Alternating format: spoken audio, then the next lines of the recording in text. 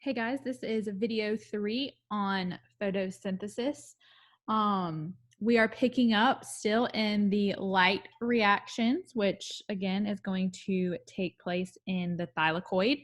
So let's talk about what the thylakoid membrane is going to look like. So in the thylakoid, we have the photosystem 2, and this is in order of what actually happens, okay, where it occurs.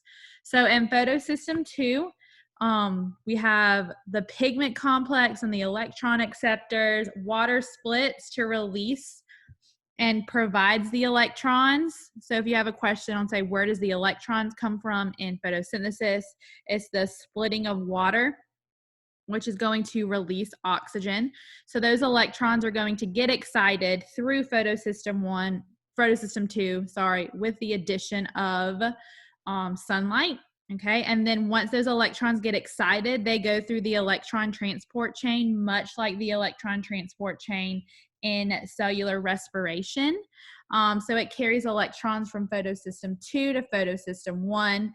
And when it does that, hydrogen ions are going to get pumped from the stroma into the thylakoid space. So it's going to go from out to inside the thylakoid. And this will be important a little bit later on. Then, so those electrons went down the electron transport chain. They're now in photosystem 1. Again, those electrons are going to get excited with the pigment complex. You get sunlight. And once those electrons get excited, they go through an enzyme that is going to produce NADPH. And this one's going to be important for our Calvin cycle. So we don't use NADPH anymore in the light reaction. It is going to move on to the Calvin cycle. Now, just like in cellular respiration, we also have ATP synthase. So we are going to be creating ATP. You're going to have a flow of protons going from inside the thylakoid membrane to outside the thylakoid membrane, which pumps and is going to create those ATPs.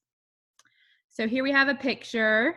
So this is our thylakoid membrane. So this is in the stroma. This is the thylakoid space.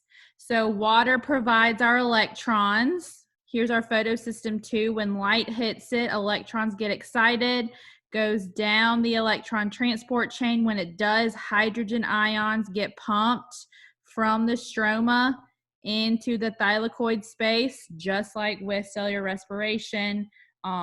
It's just opposite of where it gets pumped. So these electrons are then going to go down to photosystem 1. They have to get excited again, and when they do, they are going to create NADPH, which moves on to the Calvin cycle. Our abundance of hydrogen is then going to get pumped through the ATP synthase and is going to create ATP in the same way through chemiosmosis. Okay, so this is the light reactions. This whole process that we just went over is the light reactions. So what goes in? Water has to go in, okay? And light has to go in. And then what comes out? We get ATP, NADPH, and oxygen also comes out of the light reactions.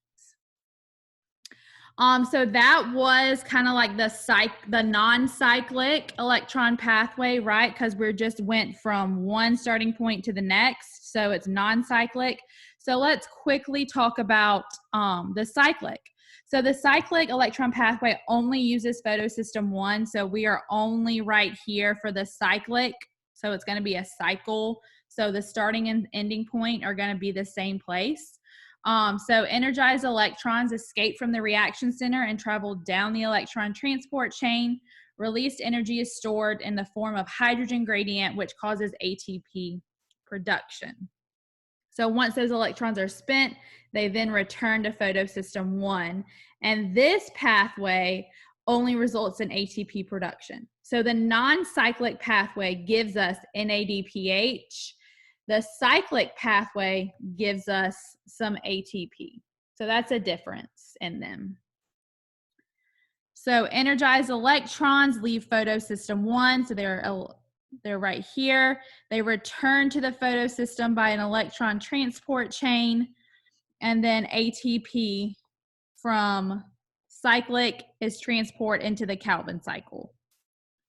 So just like the ATP in the non-cyclic also gets transported into the Calvin cycle.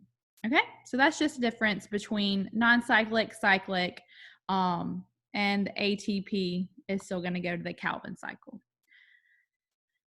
So ATP is just like cell respiration, ATP synthesis. Thylakoid space acts as a reservoir. You have an increase and overabundance of hydrogen, so it's going to get pumped through an electron gradient. ATP synthase is going to create ATP through chemiosmosis, just like cell respiration, same manner. So the second step in photosynthesis is called the Calvin cycle.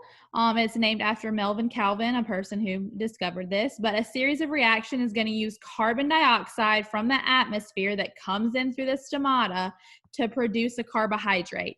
It doesn't directly produce glucose, but it produces a precursor to glucose. So we say that it's still a carbohydrate. So there are kind of 3 different steps. I'm not worried if you know these 3 different steps, but you have carbon dioxide fixation. You have to fix your carbon into a useful form. Then you have to reduce it. And then you have rubulose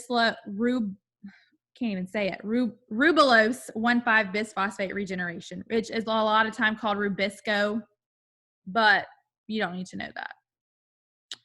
So it looks a lot like the citric acid cycle right here. Okay, so we have carbon dioxide coming in. Here's our Rubisco right here, rubulose 1,5 bisphosphate.